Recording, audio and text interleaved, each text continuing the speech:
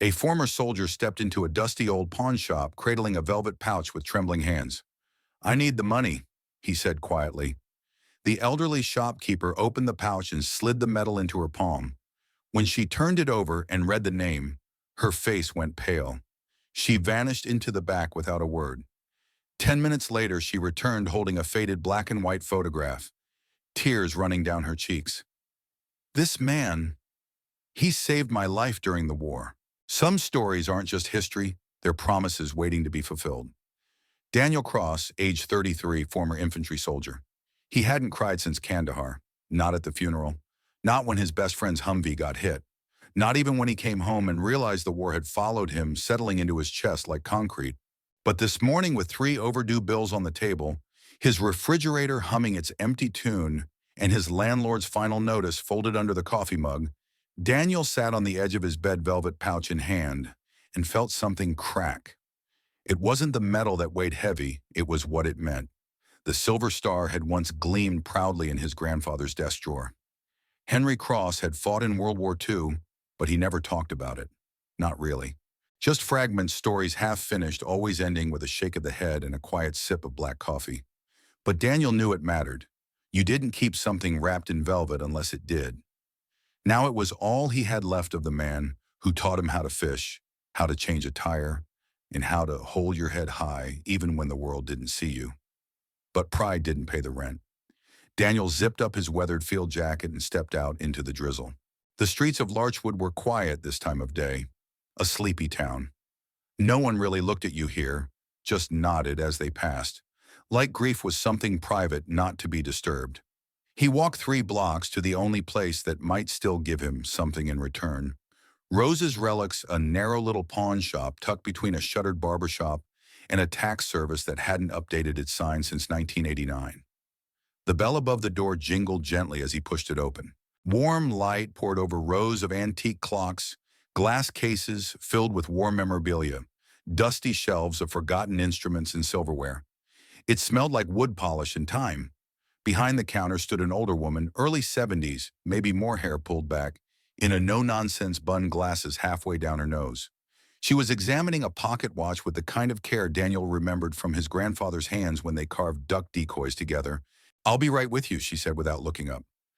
Daniel nodded, though she hadn't seen him. He took a slow breath and wandered the shop.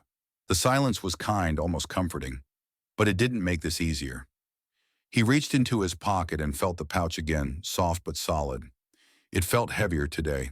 6 months ago, he'd filed a claim with the VA, said he was having trouble holding down work, said the nightmares came back every time the power went out. They'd sent a letter back processing. 4 more after that, delayed under review, additional documentation required. He'd served 2 tours, and now he couldn't even get a call back from the hardware store. The woman finally looked up. "What can I help you with today?" Daniel stepped forward, the velvet pouch clenched in his hand. "I need to sell something," he said softly. She didn't blink. That's why people come in. But even she could see it. This wasn't just a transaction. It was the last thread tying a man to who he used to be, and today he was about to let it go. Rose Alcott had seen her share of desperation. People didn't come into pawn shops to sell joy. They came with weight in their pockets, rings from broken marriages, guitars that once filled bars with music, watches engraved with names they didn't want to remember anymore. But this man, there was something different about him. She watched his hands. They were calloused but trembling slightly. He pulled out a small navy velvet pouch like it was a living thing, like it might bite or disappear if he let it go too fast. He set it down carefully on the glass countertop between them. "I'm not even sure what it's worth," Daniel said. Rose didn't answer. Instead, she reached out with both hands, gently like a priest handling something sacred. She loosened the drawstring and tilted the pouch over her palm. A silver medal slid out. Even dulled with age, its 5-pointed shape gleamed under the counterlight. She didn't need to read the engraving to know what it was. Silver Star. Valor in the face of enemy fire. She had only ever seen one before in a museum. Rose lifted it slightly, turned it over to read the back. H. Cross, 1944. Everything stopped. Her breath caught before she could stop it.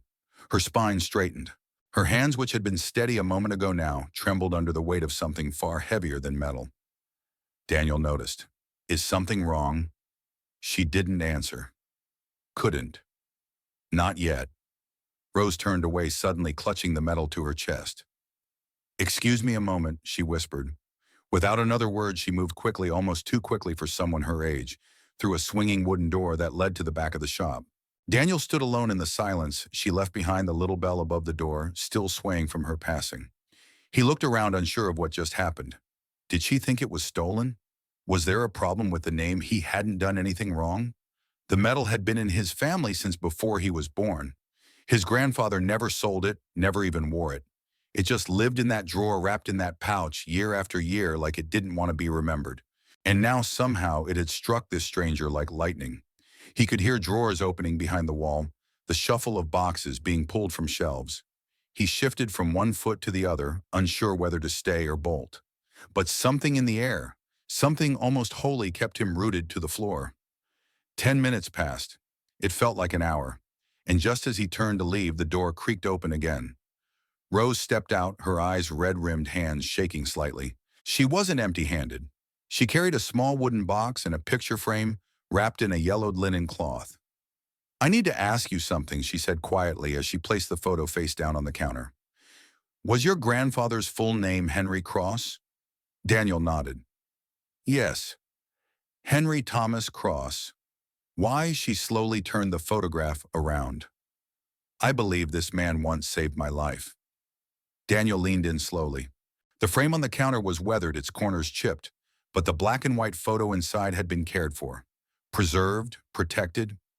It showed a young American soldier in uniform, no older than 20. His hand rested gently on the shoulder of a little girl, maybe 10 years old, with tangled hair and a dress 2 sizes too big. She held a stuffed bear, missing one ear. Behind them stood the ruins of what once might have been a school or a church, bombed, broken and forgotten. But it was the smile that stopped Daniel cold. That lopsided, humble grin, the same one his grandfather wore in the only photo Daniel's family had of him from the war. That slight tilt of the head, the heavy gaze, half solemn, half gentle. "That's him," Daniel whispered. "That's my grandfather." His eyes flicked to the girl. "And that's—" You Rose nodded slowly, as if saying it aloud made it more real. "I was born in a small village outside Caen in Normandy," she began softly. "My parents were resistance sympathizers.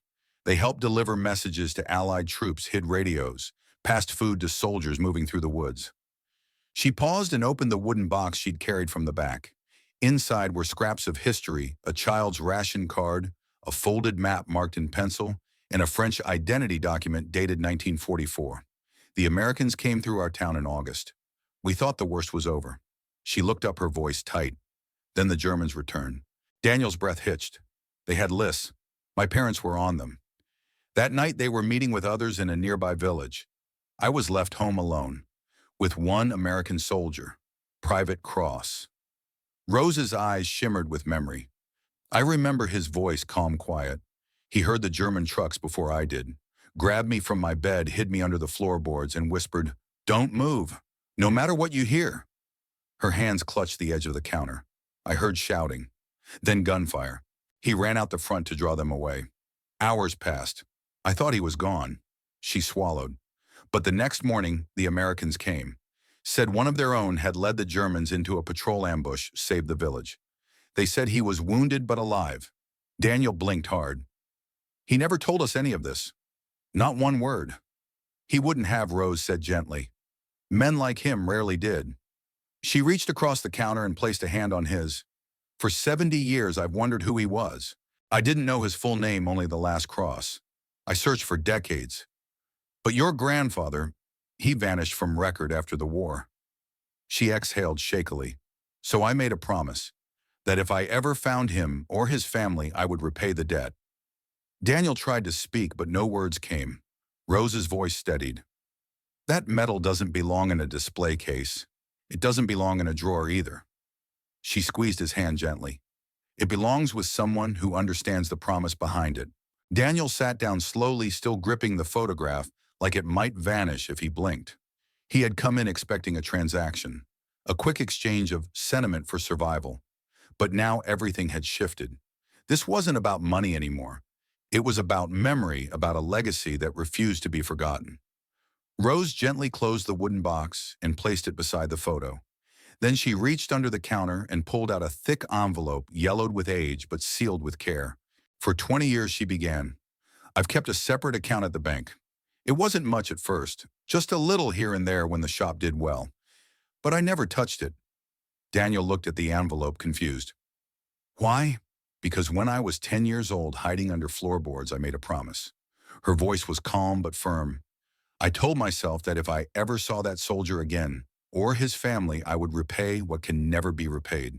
Daniel shook his head gently, pushing the envelope back toward her. Miss Alcott, I can't take your money. That was something he did, not me. Rose's eyes didn't waver. You're wrong. She leaned forward, placing a hand over his. Your grandfather didn't save me for gratitude. He didn't know what I'd become or that one day I'd run a shop in a quiet American town. But he saved me anyway. And now you're sitting here, his blood, his name, his legacy about to pawn the very metal that proved he lived for more than just himself. She slid the envelope back toward him. This isn't a gift, Daniel. It's not even charity. It's a settlement of a debt that's lived in my heart for 70 years. Daniel's throat tightened. He stared down at the envelope, then at the metal still lying on the counter. For a long moment, he said nothing. Finally, his voice cracked. He never told me this story. He never said he was a hero. Rose smiled sadly. The real ones never do. She stood and moved slowly to the small safe in the corner. The lock clicked open, and when she returned, she handed Daniel a cream-colored card. I want you to call this number tomorrow, she said. It's a veterans organization, Veterans United. My late husband served on their board. They help men like you find the support they deserve. Daniel turned the card over in his hand, stunned. Why are you doing this? Rose's expression softened. Because 70 years ago, a stranger risked everything for a little girl with nothing. And now that little girl has a chance to give something back. She reached for the velvet pouch and gently wrapped the metal once more before pressing it into Daniel's hands. It belongs with you now, as a reminder, not just of who he was, but of who you are. Daniel sat still, the weight of the velvet pouch resting in his open palms. It felt heavier now, not just with metal, but with meaning. For years, it had been a symbol of his grandfather's past, a thing tucked away in a drawer, a relic. Now it felt like a bridge, one that connected war-torn France to a cluttered little pawn shop in a quiet American town. And it connected him, a man adrift, to something solid. He looked up at Rose. I didn't come here expecting this. No one ever expects the past to knock on their door, she replied gently. Daniel offered a small, tired smile. I didn't even know who I was this morning. Now I feel like I'm carrying two lives, mine and his. Rose nodded. That's what legacy is. It's not about pride or parades. It's the quiet responsibility to keep goodness alive, especially when the world forgets. Daniel exhaled slowly, running his thumb across the pouch's soft fabric. The VA, they lost my paperwork. It's been 6 months. I've been drowning. I didn't know how much more I could take. Rose's voice didn't waver. Then let this be your turning point. You don't have to carry it all alone anymore. She reached across the counter and tapped the business card she had handed him earlier. Call them. Tell them Rose Alcott sent you. They'll answer. Daniel pocketed the card. And one more thing, she said, walking behind the counter again. This time she pulled out a small spiral notebook and flipped to a name written in clean, elegant cursive. My nephew owns a security firm. He works almost exclusively with veterans, gives them jobs, purpose, structure. Bring your resume next week. I'll introduce you. Daniel blinked. You're serious? I wouldn't have said it otherwise. There was no fanfare, no grand declarations, just quiet action, the kind Daniel had always associated with his grandfather. He stood up and reached across the counter to shake her hand. I don't know what to say. Rose smiled, her grip firm. You don't have to say anything. Just keep going. That's what your grandfather would have done. Daniel nodded, the pouch now tucked close to his chest. He turned toward the door but paused, glancing back at the photograph still resting on the counter. The young soldier and the little girl, frozen in time, unaware their story was still being written. I won't forget this, he said quietly. Rose's eyes softened. Neither did I. For 70 years. As Daniel stepped into the sunlight, brighter now, the rain having passed, he felt something unfamiliar. Not hope, not yet, but direction. And in a world that had offered him silence for too long, that was everything. 2 weeks later, Daniel sat in a folding chair in the corner of the Veterans Resource Center, watching as a few older men trickled in with coffee cups and cautious eyes. Most of them had been coming here for years, for job placement, help housing referrals, or just a hot lunch. But today, something different was happening. Something new. Daniel stood up, cleared his throat, and faced the small group. "I want to thank you all for showing up," he began, his voice steady despite the nerves. "My name's Daniel Cross. I served 2 tours overseas. Got back, thought I was fine. Turns out I was just quiet." A few of the veterans chuckled knowingly. He held up a photo, the same one Rose had given him, his grandfather and a young girl standing amid rubble and ash. "This man is my grandfather, Henry Cross. He saved a child during World War II. Never told a soul. Kept it all tucked away with this medal." He pulled the silver star from his jacket pocket, still in its velvet pouch. "I came close to selling this just to survive. And in doing that, I uncovered a story I never knew I carried." He looked around the room, letting the silence settle. "That's why I'm starting something called Path of Honor. It's not therapy. It's not a lecture. It's a chance for each of us to bring in something from our past. A medal, a photo, a letter. Something that reminds you who you are and why you're still here." In the front row, an older man with a cane raised his hand. "You mean like show and tell for soldiers?" Daniel smiled. "Exactly. But instead of kids showing off baseball cards, we're reminding each other of what we've lived through. And maybe what we've still got to give." He didn't expect much. A nod here, a shrug there. But by the end of the hour, a Korean war vet had shared the telegram he'd kept in his wallet since 1953. A Vietnam medic unwrapped a blood-stained field dressing she'd saved all these years, not out of morbidity, but reverence. And Daniel. He shared the letter Rose found tucked behind the photograph. His grandfather's words written to a little French girl, reminding her that even in the darkest times, people find each other. Over the next month, word spread. The sessions grew. What started as 5 men and a memory turned into a community. Stories were swapped, tears, shed laughter, returned to men who hadn't smiled in years. A local paper did a feature. Then the city council offered a grant. And every week Rose showed up, always in the front row, always listening. Daniel began to understand something. Legacy wasn't just what you inherited, it was what you passed on. And now he wasn't just surviving. He was building something that would outlast him. The following month, Daniel arrived at the Veterans Resource Center early. The coffee was already brewing, chairs arranged in a circle like always. But something felt different today. Maybe it was the sunlight breaking through the high windows, or the hushed excitement among the volunteers. Or maybe it was the guest list. He had invited someone new, someone who reminded him of a younger version of himself. Private Elena Ruiz had shown up to the center the previous week, fresh out of basic uniform, crisp boots still shining. She had no idea what the heritage sessions were, just that someone had told her, "You should hear this guy Cross speak." She was young, quiet, but there was something in her posture that told Daniel she was listening, truly listening. So this time he asked her to come early. When she entered, Daniel handed her a folded envelope. Inside, a handwritten letter. "My grandfather wrote this 80 years ago," he said, "to a girl he wasn't sure would survive the night. Somehow, she did. And somehow it found its way to me. We've started a letter initiative, Elena, a new branch of the program. One letter from each generation to the next." She looked up, eyes wide. "You want me to write one?" Daniel nodded. "Not today, not to me. Write it for the next you." Elena held the envelope to her chest like it was a medal. That afternoon session was packed. Not just veterans anymore, but family members, grandchildren, students from the nearby community college, people who had never served but wanted to understand, to listen. Rose, as always, sat in the front row, her hands folded neatly on her lap, the photograph of her younger self beside her. This time, Daniel didn't lead the meeting. He simply introduced Elena. She stood a little shaky at first, but her voice steadied as she read a new letter of her own, this one written just the night before. "To the soldier who comes after me," it began.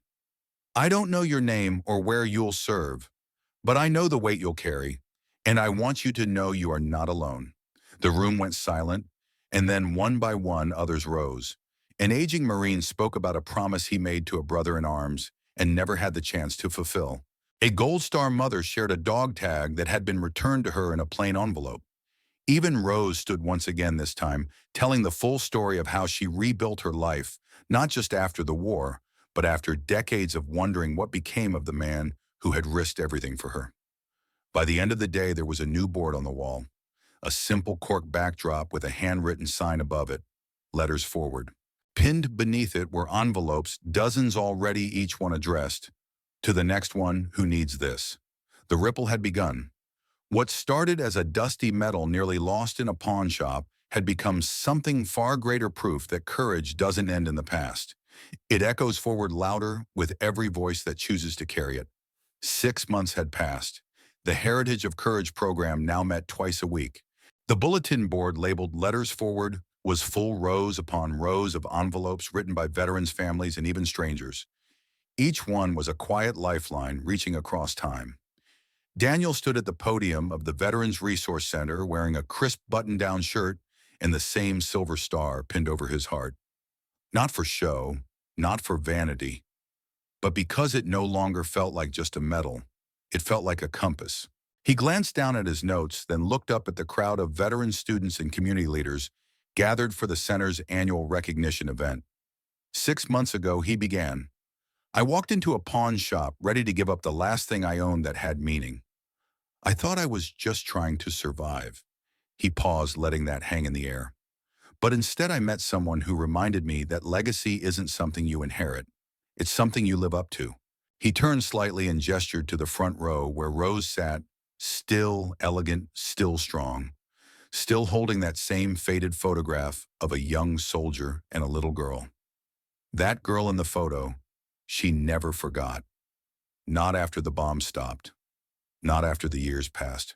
She carried that memory in silence, waiting for the chance to return the kindness. He took a slow breath and rested his hand over the medal. My grandfather never told that story, not to me, not to anyone. But somehow it found its way back, not through books or monuments, but through people, through the quiet threads that connect us when we choose to care. In the reception hall afterwards, someone asked Daniel what he planned to do next. He didn't have to think long. Keep showing up, he said simply. Keep listening. Keep passing it forward. Later that night, as he drove Rose home, she rested a small wooden box on her lap, the same one she had kept sealed for decades. Inside it were tokens of her past, her wartime papers, ration cards, and the letter his grandfather had written to her when she was only 10. At her doorway, she turned to him and smiled. You know, she said, for years I thought that medal was the end of the story. Daniel looked down at the silver star. Turns out it was just the beginning. He stepped back into the cool night air, a quiet sense of peace settling into his chest. Not all stories end with victory parades or national headlines. Some end in living rooms and handwritten letters and small acts of remembrance. And some don't end at all. They echo. Because heroes aren't made in the spotlight. They're made in silence and sacrifice and in the hands of those who choose to carry their stories forward. Some stories don't need explosions or headlines to leave a mark. They live quietly in medals kept in drawers and photographs fading on mantels and promises made under floorboards during the darkest hours of war. Henry Cross never asked to be remembered. Yet because he chose courage without recognition, his legacy lived on in a woman he once saved and a grandson who almost forgot who he came from. In today's fast-paced world, we often forget the quiet strength of our elders. We scroll past their stories. We overlook their sacrifices. But what if the person sitting beside you at the diner once saved a village? What if the man fixing your fence had once stood between a child and a bullet? Legacy isn't about fame. It's about values passed on when no one's watching. It's about showing up when it matters and reminding others that they matter too. So here's our question to you. Have you ever discovered a story in your family that changed the way you saw someone you thought you knew? Or have you ever met someone whose quiet past stunned you? If so, share it in the comments. Let's keep these stories alive because they deserve to be heard. Leave a comment with the word respect if you believe no one should ever be forgotten. And if this story touched your heart, please like the video, subscribe to the channel, and turn on notifications because we're telling more true stories that honor the dignity, sacrifice, and hidden courage all around us. Thank you for being part of this journey. And remember, some medals aren't worn on uniforms. They're carried in the choices we make every day.